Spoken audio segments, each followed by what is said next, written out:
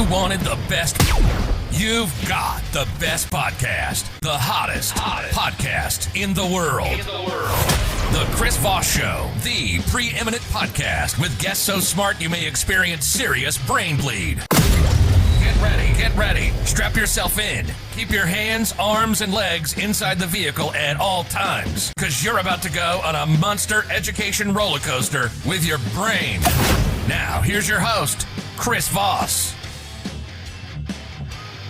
Hi, folks. Chris Voss here from the ChrisVossShow.com, the ChrisVossShow.com. Hey, we're coming here with another great podcast. We certainly appreciate you guys tuning in. As always, the drill. What is the drill? What is the drill, Chris? The drill is you go to YouTube.com or tell your friends, names, relatives to go to YouTube.com. Tell them to join the family that loves you but does not judge you. The best kind of family there is at youtube.com/Chris Voss. Hit the bell notification button. Goodreads.com/Chris Voss. You can see my books over there and everything we're reading and reviewing as well. You can also go to all the groups, Facebook, LinkedIn, Twitter, Instagram, TikTok, all those crazy places we're just killing it at, except for Snapchat. For the most obvious of reasons, poor Snapchat, usually pick on them. Anyway, also go to the LinkedIn newsletter. This will appear on our LinkedIn newsletter probably the next day or two. That thing is killing it over there. LinkedIn really is becoming something in our 132,000 group on LinkedIn as well.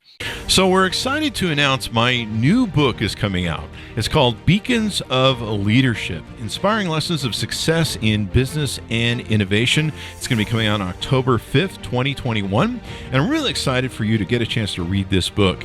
It's filled with a multitude of my insightful stories, lessons, my life, and experiences in leadership and character. I give you some of the secrets from my CEO entrepreneurial toolbox that I use to scale my business success, innovate, and build a multitude of companies. I've been a CEO for, 33, 35 years now. We talk about leadership, the importance of leadership, how to become a great leader, and how anyone can become a great leader as well.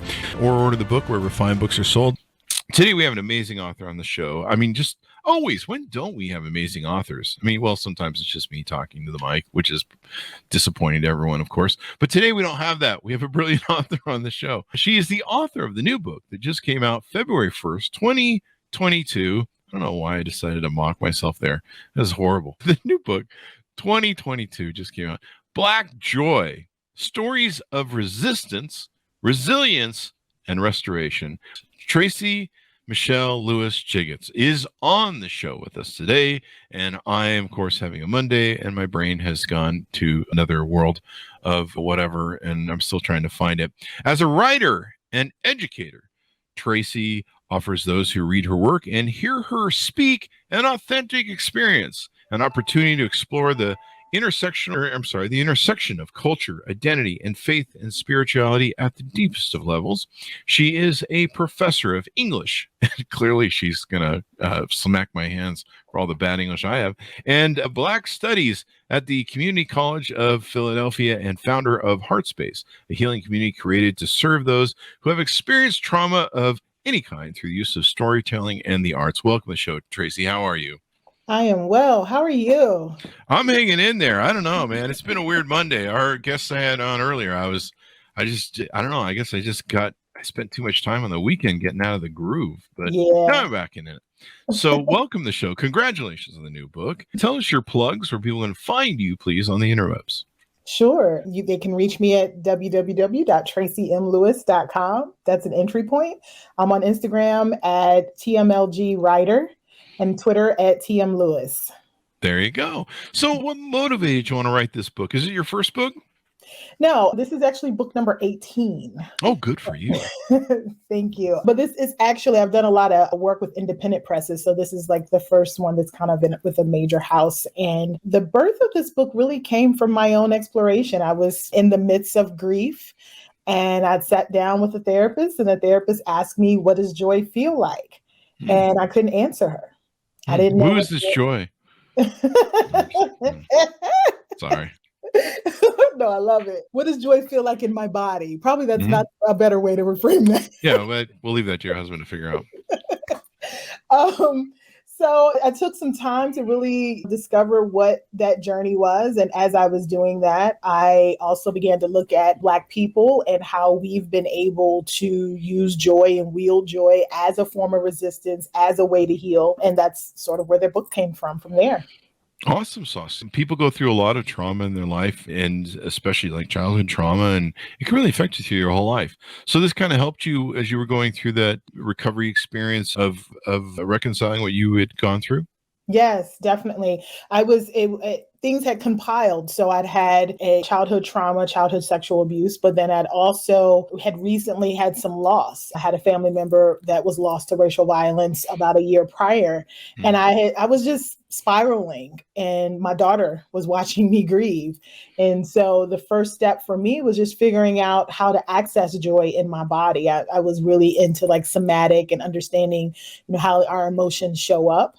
And in doing that, I got some revelations about how my people had been doing that all along.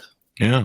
I noticed you have James Baldwin on the back, and he dealt with a lot of loss, especially when they lost Malcolm X. And I forget the name of the one person that doesn't get cited a lot in history, Martin Luther King, of course, Malcolm X. Yes, there we go. And he was so eloquent in his writing and speeching about, you're going to flunk me as an English teacher. His speeching, the poetic license is what I take a lot. That's my excuse. But no, he wrote so eloquently and beautifully with a lot of intelligence and motion. Just makes I really love to hear him. But yeah, so are the stories of resistance, resilience, and restoration, per the book title, your stories, or have you collected some? Yeah, so these are all my personal stories. And so what I tried to do was to take these events over the course of my life and use them, as I said, as an entry point to explore Black joy, right? And the things is that I don't like to claim that I have the blueprint. I mean, Black people aren't monolithic, right? We're not all the same. And so I don't necessarily have the blueprint for all Black joy. But what I think I'm able to do is to sort of take my experience in the intersection of the collective experience and draw some conclusions. And so all 36 essays are different iterations, different movements of my own life. Mm-hmm. That's awesome. So stories of your life and how you've gone through it and dealt with it. I know we've all been having a tough time racially getting along. And of course, there was the George Floyd thing a couple of years ago. Was it last year or the year? It was 2020, right? Mm-hmm. Yeah. It's COVID has turned my brain into mush, and it's been a hard time. We're still going through those hard times. So do you feel like this is a book that can appeal to everyone and maybe help them identify trauma and joy and resolution? I certainly do. I mean, I think that Black people will probably identify with a lot of the stories here. But the story that I like to share when I'm asked, like, is this book for everyone, is a little bit of aside. My husband and I, when we were living right outside of Philadelphia, there was this Greek festival that they'd have every year. And we loved this Greek festival. We'd go every year. We'd bring our daughter. We'd eat the food and we'd watch all the music and we'd do all the things. We didn't try to get on the stage. We didn't try to like dance. We didn't try to center ourselves in that experience, but we were able to sit back and really take it in and see this particular culture and how they express themselves. And so that's why I think anybody can read this book and really kind of take in what the experience of Black people have been over the course of this 400-year liberation project that we've been on. Yeah. I mean, definitely understanding empathy about each other's experience and what happens. Usually when I go to the Greek festival, I'm usually the one who eats all the baklava and sits in the corner going, what crime have I committed against myself? So there's that. Same. Yeah, that's the cooking at the Greek festivals. My gosh, it's so wonderful. I'm getting hungry now. So do you want to share maybe a story or example, one of your favorite stories out of the book, maybe just a teaser? There's actually one that's very interesting. My husband is from South Jersey, and this really kind of speaks to what I was saying about Black people not being a monolithic group, right? He's from South Jersey. He's a Jersey boy, and I'm from Louisville, Kentucky. And so we have big city to. Yeah, so we had a little bit of an encounter around chili. And so I'm going to share a piece. There's a lot of food going on in this conversation. There's a lot of food. Yes, I'm going to try and make it to the end of this. Okay, and I'll just read a little piece of this. Why is there spaghetti in my chili? He had the audacity to look appalled. We'd only been dating a few months and I'd cooked for him a few times. Each time he seemed pleased with my skills, but this time he stared into the bowl of dark red beans, ground meat, onions, and spices with a look of utter confusion. Oh, so this is what we're doing? I said, chuckling. I mean, I just never seen this before. I rolled my eyes. You've got to get out more then. It was his turn to roll his eyes. I'd grown up eating chili with spaghetti in it. In fact, before moving to Chicago after undergrad, I didn't know there was any other way to make it. The same way I thought everybody put butter and sugar in their grits. And I'm sure when I had my first bowl of pastaless chili, I said something similar to my then boyfriend, now husband. Why isn't there spaghetti in my chili? Exposure is something, right? Black folks do things a certain way. At least that's what I'd been taught until I ran into Black folks who did those things differently. Pop was always pop until I found out it was also soda or cold drink. Sugar always belonged on grits until I learned that there were Black folks who'd burn your house down if you put anything other than salt, pepper, and butter on them. And I'm the first one to announce to anyone who will listen the ways in which Blackness isn't monolithic. There isn't one way to be Black. Yet at the same time, I'm incredibly curious about the thread that binds these collective differences together. The thing that makes Blackness so identifiable, no matter where you are in this country or the world. And Lord knows it can't just be struggle. Our struggle cannot be the sole thing cementing our identity and linking me to other Black folks across the diaspora. It must be our creativity, our capacity for reinvention, our resilience. Mm-hmm. So that's yeah. I mean, boy, in Texas, you'd have a real problem putting probably spaghetti and chili, wouldn't you? Very much so. Is it the meat you're not supposed to put in chili in Texas, or is it the beans? I think it's the beans, right? I think it's just meat in Texas, right? It seems like that would be accurate. Like you can start a whole world war down there doing certain things that way, or vice versa. Like I've seen people just go into fistfights over beans or meat and chili, and I'm just like, hey man, I'm just here to eat stuff. Like if it tastes good, I'll put it in my mouth. That's how I work. Yeah, I mean, look at me. I'm wearing most of it, but no. And so it sounds like it's a really big introspection on your life, your experience, but also, like you mentioned, a way of how Black people developed, been resilient, and formatted their lives. And of course, the beauty of the variations of your culture. Absolutely. And the thing is that a lot of times when there's conversation about the Black experience, there is a lot of conversation around the hardships, the trials, right? The generational things that have kind of negative things that have carried on. And so what I wanted to do was sort of right size that and have a conversation about the generational joy and the generational strength and the resilience and the way that innovation and creativity was born from this experience. I think that Black folks are some of the most significant alchemists, right, in this world. And that we're able to transform whatever pain, whatever hardship, whatever brutality we're experiencing into something really beautiful, right? If you're willing to see it, if you're willing to really take interest in it. And so that's what I was hoping to do was to, yes, I talk about trauma and I talk about hard things. I talk about George Floyd and Breonna Taylor and the present day and the past, but also I want to kind of shift our thinking and focusing on the joy itself. Yeah. I mean, yeah, you guys make some great food. Roscoe's chicken and waffles. There's no place on the earth that makes better chicken. Of course, I don't know. I haven't been fully to the South, but I used to go into the LA chicken and waffles, and like everybody look at me and like, who let him in here? What does he want? What is he doing in here? And I'm like, I really like you guys' chicken and waffles. I mean, I don't know what they put in. It's like crack is in there, and I don't know what's in the chicken and waffles. Like I've been everywhere, and like it haunts me how good it is. So do you find a lot of the stories? Are they really focused around that circumference of joy and finding joy even in some of the most darkest experiences and stuff?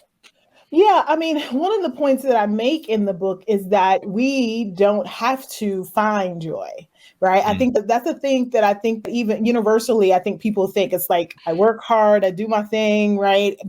And then I go out and I find joy. But the reality is that we all have the capacity for joy already lives in our bodies. This container has all of these things. The challenge is that when you could take even the pandemic, right? Like when there's so much grief and so much sorrow and so much rage, that those emotions that live in the same container as joy joy and love and peace become bigger and they outsize the space, right? And so you feel like you can't feel anything else other than this rage and this grief and all of these harder feelings. And so what we have to do is I start off the book talking about that the key to joy, and Black joy in particular, is empathy and self-compassion. Right. And the reality is that those two things expand us so that our joy can become bigger, so that those other emotions, which aren't going anywhere, that are very real human things, don't try to take us out. Right. They don't become so all consuming. Yeah. And so every story is an example of me going even to the brink of myself and experiencing those things, but then being able to access that joy as a way to right size myself. Yeah, and deal with some of the resistance, resilience, restoration. You talk about Baptist church mothers, Stacey Abrams. I'm really on one. My apologies, Tracey. It's okay. I can't read today. Megan the Stallion, and Kamala Harris. Kamala Harris. You talk about them in the book. Tell us a little bit about that. Well, one of the essays speaks to the relationship between Black women, right? And the way that relationship, a lot of times when we talk about, you see hashtag Black love or relationship goals or that kind of thing on Twitter or whatever. It's all about our romantic relationships. And one of the things that I wanted to point out were the ways that Black women hold space for each other, right? And the way that we hold that space for each other, and the way that a lot of the things that I'm talking about that we're able to access joy is something that our ancestors have been doing, right? Like those Black Baptist church mothers rocking back and forth or crying out. That was a way to move that trauma of the week through their bodies. So whether it was Sunday morning, the rocking, the movement, the emotion as a way to move trauma and make room for joy, or whether it was Saturday night at the juke joint with the blues or the R&B or whatever, it was offering us space to make room for more joy in our lives. And so I just reference those women in terms of how we are able to hold space for each other. Yeah, I was about my 20s, 23. I grew up Mormon and hated every moment of it. I wanted out of that thing as soon as I could get out of it. And I pretty much skipped it most of my life and then left it when I was 16. But when I was in my early 20s, I visited Dr. France's church, his first Calvary or First Baptist Church here in Utah. And I think he marched with Martin Luther King or was part of the thing. And he let me go see the church pews and everything that they do on Sunday. And I was like, man, Black people have way more fun. This is fun. They sing, they dance, they're having a good time. I'm like, geez, Mormon churches or most churches you go to, like a funeral, man. You're sitting there going, oh my God, I'm going to go to sleep. You can't do that. So I was like, I wish I would have grown up in that comes from someplace, right? So like that joy and that activity and that emotion and that movement was because of what the week held. Right? Like this was the one space. This was the safe space to be able to allow that freedom and that liberation of movement, right? In places where we weren't allowed to show that kind of feeling without some type of detrimental thing happening to us or our family. So there's like a context for why that is, right? Within the Black church specifically. Yeah, it was a lot of fun. I was like, I wish I would have grown up here. This sucks. The Mormon thing is like, you just sit there and just go, oh my God, you're like, I can't feel my legs. So anyway, you talk about when joy evades us, when joy evades us and what to do when joy evades us. Tell us a little bit about that. Yeah, like I said, there's so much going on in the world, right? Like we're in that 24-hour news cycle where we're getting hit constantly, right? And so I think it's hard. Some of us feel, I think, guilt. Like I had a really hard year in 2020 in terms of like the things that I saw and experienced as someone who writes about race and racism and all of that. It was a challenging year, but I also had a really good year in terms of my career, right? And there were times when I felt guilt because how can I celebrate? How can I show my joy in the midst of 5,000 or 3,000 people dying every day of this virus, or people are hitting the streets and they're marching and they're protesting and they're trying to get policy change and Voting Rights Act and all of this kind of thing. So I think sometimes joy can feel like it's not present. It can feel like it's away from us. And so the work for me was, again, and it's so funny, I was sitting in front of a popular nighttime drama. I don't know if I can say it. But Sure. I was sitting watching this. I was very emotional, right? And excited. And I'm a writer and I'm a storyteller. So what I was excited about was really like the way they were weaving these stories together. It was so fascinating to me. And my husband walks in and he said, I was sitting there like this, like, with like this look on my face of excitement. And he's like, okay, I'm gonna leave you alone. I think you need to be alone. I'm not sure what's going on. And what in that moment, this was not too long after my therapist had asked me, what does joy feel like? And I in that moment, it was just like an aha moment where I was like, oh, my stomach is warm and I have like this tingling, and I was able to feel it. And so when I went back to my therapist and I said, hey, I was sitting watching This Is Us, and I actually write about this in the book, and I had this feeling. And so I know what joy feels like in my body. She's like, okay, take a snapshot of that, like a screenshot of it, hold on to it. So the next time when you feel that rage bubbling up because the verdict has come down in your cousin's, murder case, or another unarmed Black man is shot and killed, like all of these incidents come up, grab that snapshot of joy, what it feels like, and you can call it up. So when joy, quote, evades us, if we know what it feels like, we know we can access it, we can call it up so that other stuff doesn't take us out, like I said, or overwhelm us. Yeah. I think that is the key for any of us, right? To just be able to be that self-aware and that self-possessed, where we can understand what's happening in our bodies. Because here's the thing, seriously, if I told you right now, what does anger feel like, and to ask you to call up, you could probably do it. Like you literally go to an emotion, right, that would make you angry. I just thought of an orange guy. Exactly. Right? Like you would think you would access, or if I said, what does sorrow or despair feel like? You probably can think of something that could trigger that emotion in you. But for some reason, many of us can't do the same thing with joy. And so I'm just saying, can we do that with joy and then be very intentional about calling it up when we need it? I like that. I guess either we don't spend enough time in joy, or maybe we don't make it that powerful emotion because we don't spend that much time in it. I don't know. And so it's easier to call back those bad emotions than it is the good emotions. Probably why I'm never happy or something. But no, that makes sense. That makes sense. You talk in here about how to be present. And that was something I had to learn to do. And thank God I had reached a point. I'd lost one of my dog kids, after a year and a half of hospice care and cancer with her. It was really hard on me. It was really hard. And I was at my bottom, and someone suggested I read the book, The Power of Now, I think it is, and getting present again.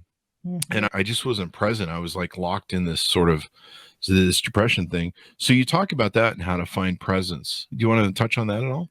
Yeah, I mean, it is so key. I'm glad you shared that, because I think it's so key that when we experience trauma or grief, it's easy for us to just keep going, right? Like to numb out, right? Because if what presence requires of us is to sometimes sit in those feelings. And a lot of times we don't have time for it. We don't want it. And sometimes even as a safety mechanism, right? Like I'm not a psychologist, but we all know like fight, flight, freeze, these reactions that our bodies have to these traumatic events that says, okay, I got to keep you safe now because this emotion is becoming too much. So I want you to shut down, or I want you to yell and scream at everyone, right? Like fight, or I want you to just walk away or not deal with stuff when things get hard.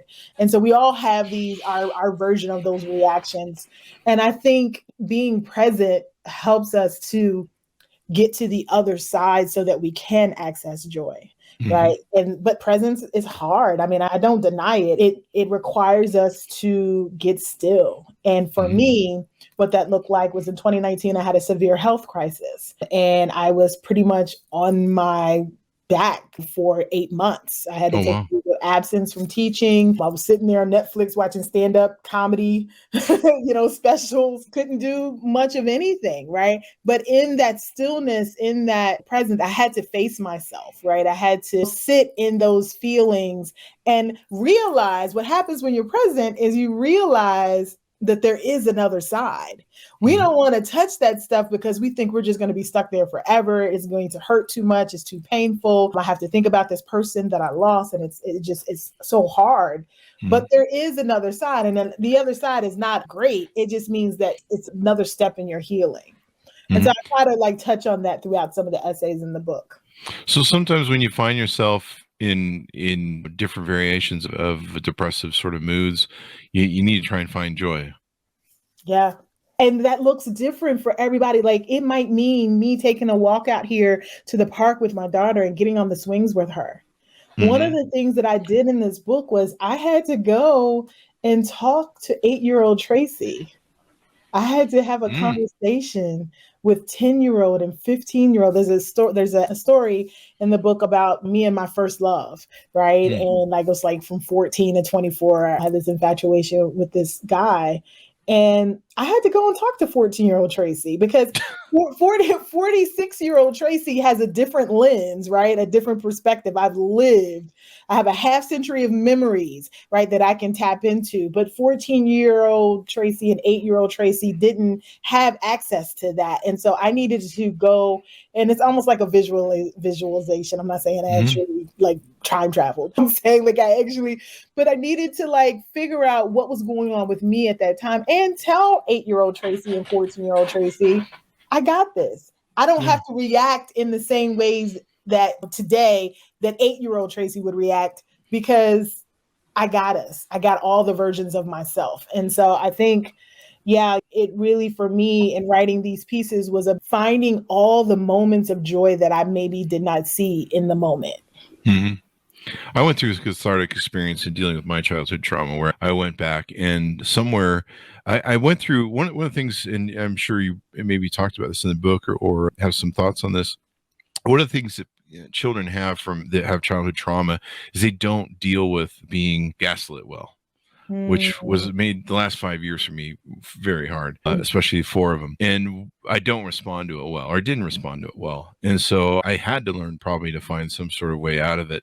But one of the things I did was I found a picture of me and realized that all the fighting and arguing and hate posts I was putting up about a certain president and all the crap that was going on, I'd always been trying to save the world all my life. And I came to this conclusion that I wasn't really trying to save the world this whole time. I was trying to save that little boy. Yes. That's really what I've been trying to do, but I've been ignoring that this whole time. I've been running around being a man on La Mancha or whatever, chasing windmills. And really the problem was at home and I needed to save that boy. And so I went back and, just like you mentioned, had conversations with him. I keep a photo of him on my desk to remind me that that's the person I need to save first. So absolutely. I did the exact same thing. I had a picture of 10-year-old Tracey and I had to go back. I literally the exact same thing. And you know what? You're so right. Children who have experienced childhood trauma are I've observed very justice oriented, right? And so when there's injustice, we tend to really gravitate to righting the wrongs, right? And it's usually less about the wrong out there. And like you said, more about the wrongs that we didn't feel like we had the power at 10 or 8 or whatever to right. And so we spend our lives outwardly trying to save the world, as you said, when we're really what we're doing is trying to save ourselves. So that is the work. That is so, so powerful, Chris, because that is the work for all of us, I think, is whether you've had a major traumatic thing in your life, I think it's really helpful to go back and talk to all these versions of yourself. My therapist talks about internal family systems a lot, and she calls it the people on your bus. So there are people on your bus, which are all these different versions of yourself, and each one has a mechanism, right? Like, so if something happens, 8-year-old Tracey is on that bus, right? And she'll try to get in the driver's seat because she's like, nope, I know this, right? I've been here and I know how to respond. And she'll try, if I let her, she will try to drive the bus. And that essentially means that I revert back to behaviors and responses to things that the 8-year-old would have done out of her innocence, out of her ability, her limited ability to keep herself safe. And same thing with 15-year-old and 25-year-old and 35-year-old Tracey. All of them make up me, and we're all on this bus. And the work for me has always been about letting them all know, thank you for your service. I appreciate your service. At the time, what you did was so helpful for me. But at 46 now, I got us. I can drive this bus. You can go to the back of the bus there. Have a seat. Exactly. Sounds like a bus driver. But no, for me, can I keep all my personalities on the bus too, or is that a different bus? I think that's a little different. That might be a different bus. That might be the short bus. There's always that one personality. It's like kill, and the judge says they can't ever let him drive anymore. Oh no, don't let him drive. Yeah, that the parole agent. So this has been brilliant discussion on some of this, and we touched on something that you mentioned, that taking your power back. Is that what a lot of maybe these things are really a discussion about, when we feel empowered because we've been attacked, or we're trying to find a resiliency and we're trying to get back to restoring ourselves? Is that maybe really what a lot of it is? Giving our power back, taking our power back, and going, you don't get to take this from me. This is mine. It is a reclamation. Yeah. It really is a reclaiming of yourself, your joy, your power. And it is something, and the reason why I put it kind of in the context of my culture is because that is exactly what Black joy is. I get the question, why Black joy, right? Why do you have to put your race on it? Why do you have to identify it as that? I have to be so happy, y'all. Right. But the truth of the matter is that we all have this universal experience of joy. It's that adrenaline, it's that dopamine, it's all the things that responds to pleasure.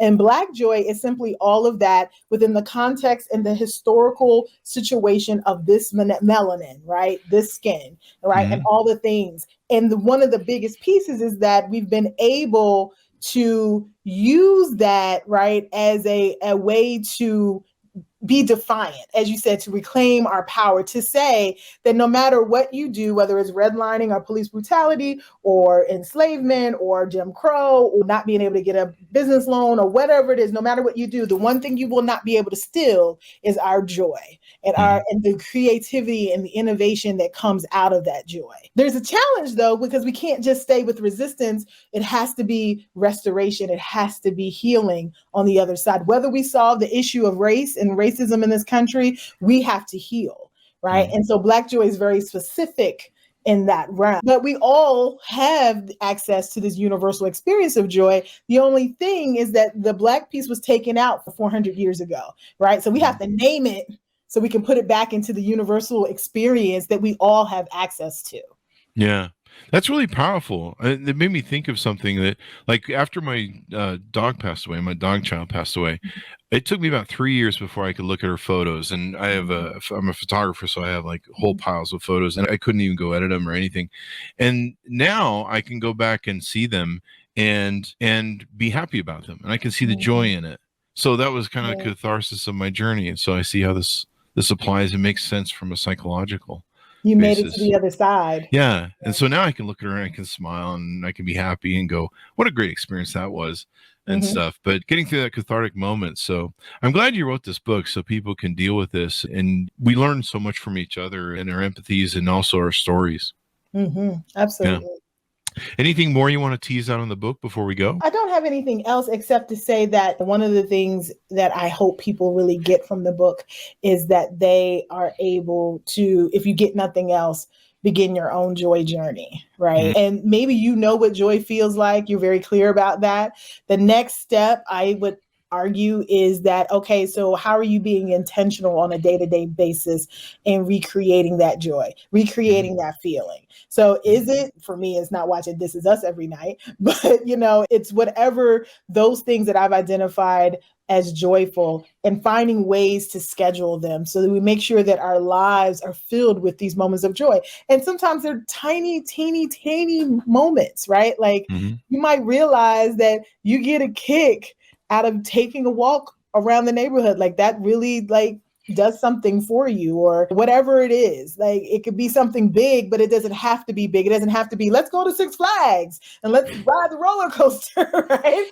It could be something so small, but if we're giving ourselves that every single day and we're intentional about it, meaning that we're trying to do it, then I just will be amazed. I think some of the collective challenges that we have in this country as a people, politically, socially, if more of us were doing that kind of work, I think that the empathy would grow, right? Our capacity for self-compassion would grow. And collectively, we'd be able to have different kinds of conversations. The tenor of the conversation would be different, right? Because we would be entering it filled up. I think you're right. There's so much victimhood in this world, especially if you go on Fox News. It's clearly misguided in the wrong place. I'm speaking from the country club.